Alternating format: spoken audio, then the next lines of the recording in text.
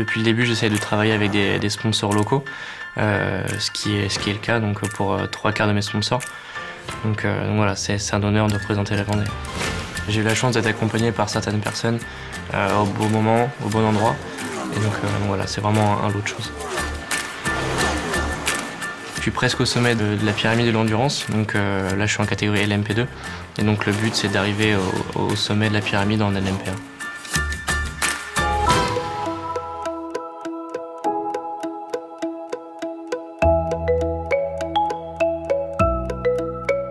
Les centres d'information sur les droits des femmes et des familles ont une mission d'intérêt général qui a pour but de promouvoir l'égalité homme-femme et aussi de favoriser l'autonomie des femmes au point de vue professionnel, social et personnel. Moi, je suis ravie chaque fois qu'on parle du CIDFF et comme le conseil départemental est un de nos partenaires privilégiés qui nous soutient depuis le début, eh bien, j'étais ravie aussi de parler du CIDF parce que c'est mon cheval de bataille. On est sur une multiplication par 5 du chiffre d'affaires de CEPRO entre 2009 et 2017. Alors CEPRO Group est le champion de France de la robotique, toutes catégories confondues. Nous sommes le numéro 2 mondial en matière de robotique pour l'injection plastique. Pour exporter vers 50 pays, pour exporter à 90%, le fait d'avoir aussi 11, peut-être demain une quinzaine de filiales dans le monde, c'est possible si on a aussi des racines profondes. Et nos racines profondes, elles sont en Vendée.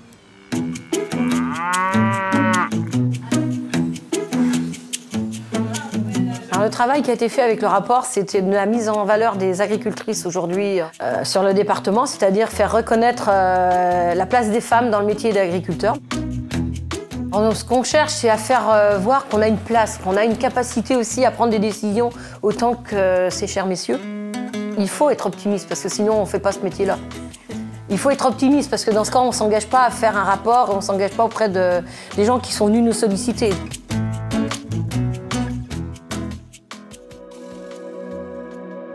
En entraînement, on est 4 séances par semaine.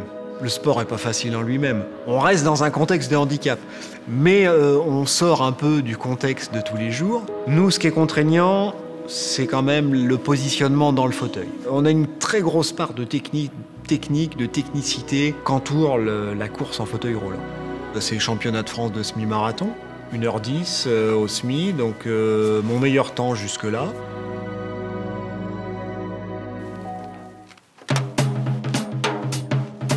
Alors aujourd'hui, notre prototype fait 150 km en mode normal et on est en train de paramétrer encore des choses pour atteindre 200 à 250 km en mode économie d'énergie. Quand le véhicule a été dévoilé au Vendée Energy Tour l'année dernière et qu'on a vu l'engouement autour du projet, ça nous a vraiment motivés à continuer. Aujourd'hui, on avance dans le projet, on a des précommandes et on est en contact avec les ministères et les politiques locaux pour aller chercher justement un cadre légal qui n'existe pas encore.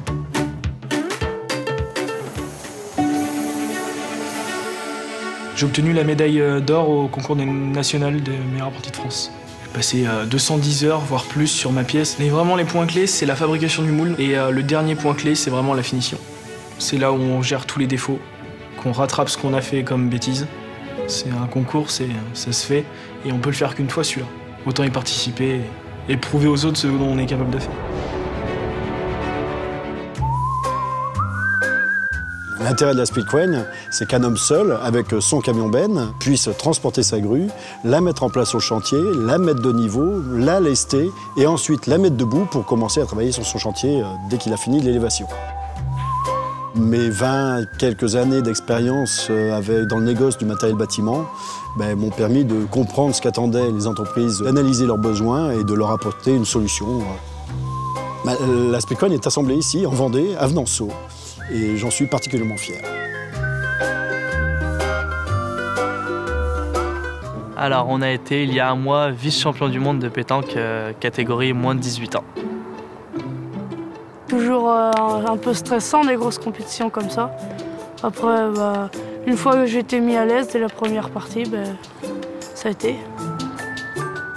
C'est une bonne expérience, ouais, on peut être fier de nous. Après, le résultat, c'est sûr que quand on dit vice-champion du monde, on aurait pu vouloir plus, mais Quand on revient en Vendée, on se dit qu'au niveau international, finir deuxième, c'est quand même une belle fierté. Beaucoup de recherches, de remise en question. Est-ce que ce qu'on fait c'est bien? Est-ce que l'outil qu'on a est suffisant? Est-ce que l'équipe est assez forte? C'est un ensemble de choses. Le guide Michelin nous a appelé un mardi soir. Et donc là, on m'annonce qu'il y a une bonne nouvelle et qu'on a une étoile Michelin. Et tout le monde était super fier. Par contre, on a fait 6 couverts, mais c'était catastrophique parce que il y avait tellement d'émotions que du coup, on était presque perdus.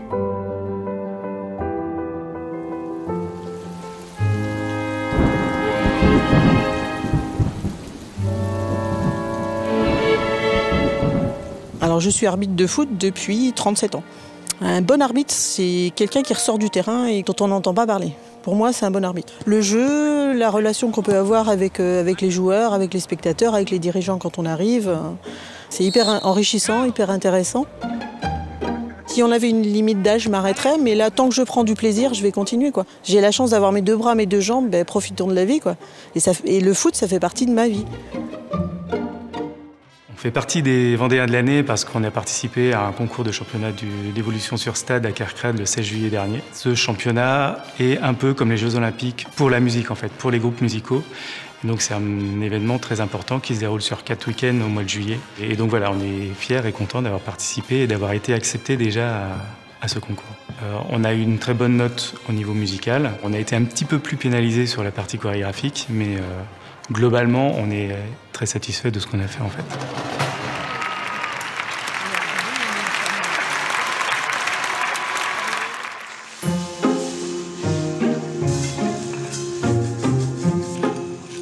Je me suis lancé dans la maçonnerie parce que c'est une histoire de famille avant tout. Mon grand-père et mon oncle sont maçons depuis des années et voilà, je suis parti avec eux depuis tout petit sur les chantiers.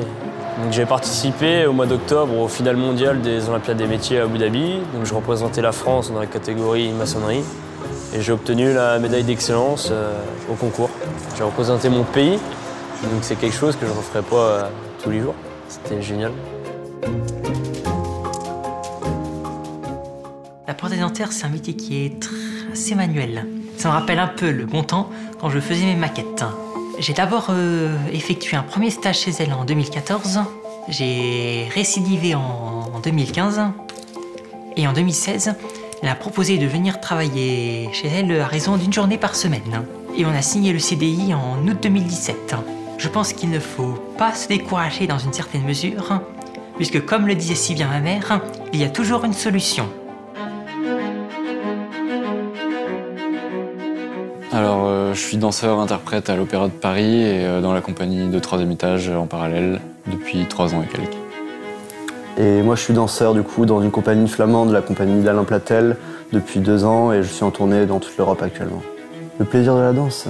Donc il y a d'abord un plaisir très physique de celui de se mettre en mouvement, de brûler de l'énergie et après en fait en allant chercher loin. C'est quand tu trouves cet état un peu second, mais en même temps très ancré dans le présent. Ouais, c'est très chouette de faire partie des Vendéens de l'année. C'est vraiment une surprise parce que ça fait un moment qu'on est partis et on a commencé la danse tous les deux à La Roche-sur-Yon. Et c'est un plaisir de pouvoir voir que maintenant qu'on s'accomplit là-dedans, qu'on peut être reconnu et faire rayonner ce département, quoi. Elles sont déjà très loin, les nuits de mes 20 ans, ces ombres qui dansaient avec des croix gammées, beaucoup d'étoiles jaunes à des cœurs accrochés. L'interprète Teuton, aux yeux pleins de bonté, qui voulait tant m'aider en m'expliquant le ciel. J'ai bien cru percevoir la voix de l'Éternel.